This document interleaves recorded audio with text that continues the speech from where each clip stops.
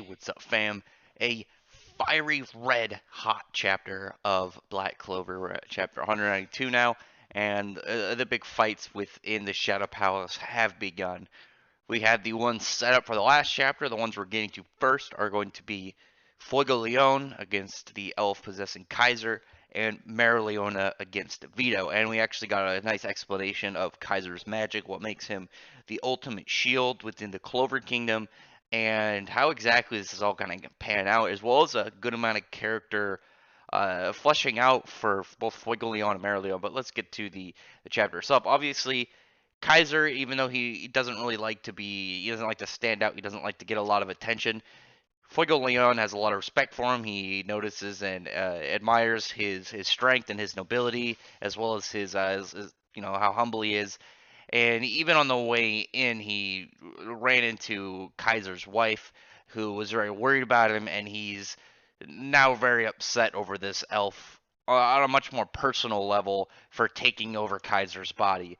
Immediately goes into his Salamandre's breath, which is dispersed around him from Kaiser's vortex magic, which kind of creates this swirl around him and dissipates other people's magic that comes within range, and then continues to expand. So it actually will it just kind of create this not really wind-based tornado, but just this energy kind of tornado that will continuously spin out other people's attacks, as well as scrape through mana skin, as we saw with the Fuego Leon.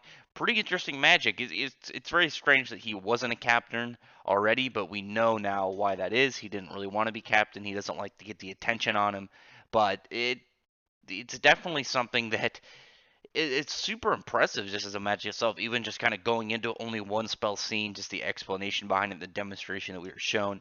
Then it peers over to Vito over against Marileona, and that fight it just seems to be much more stimulating. Just them both moving around like wild animals, slashing and punching each other into walls and through large chunks of rock, and just getting hit by each other's attacks, but immediately getting back up and only invigorating them more, getting them more riled up to continue the fight.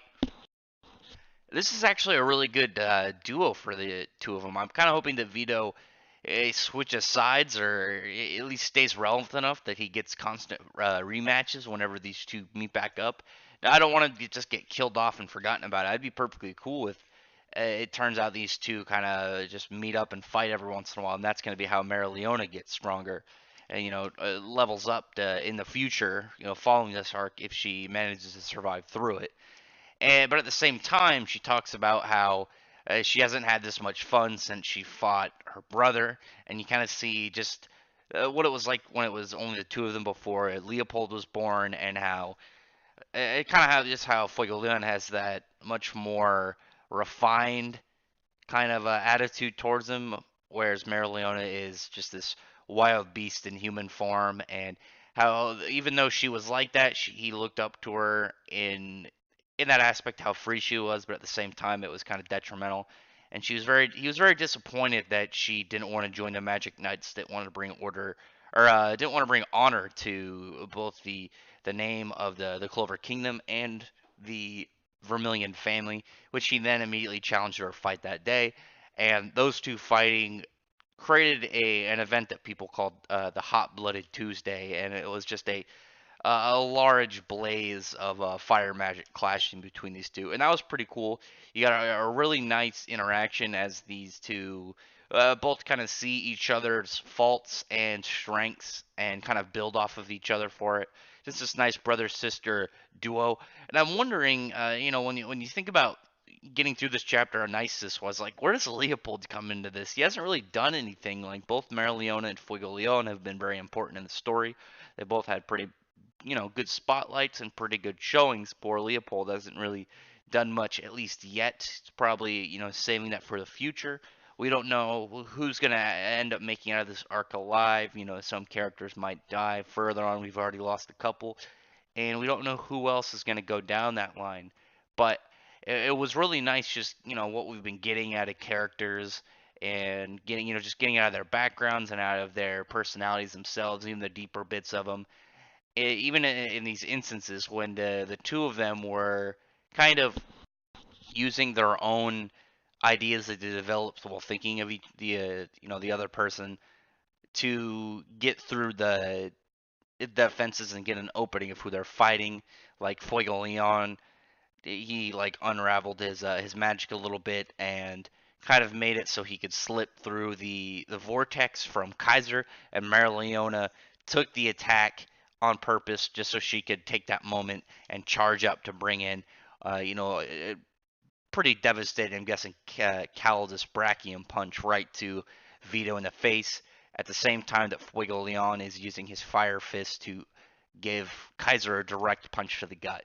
Now, when it comes down to the two of them, I'm with. I don't think either of them are going to be defeated, but I do think that this could be a pretty good point in the fight to potentially weaken them.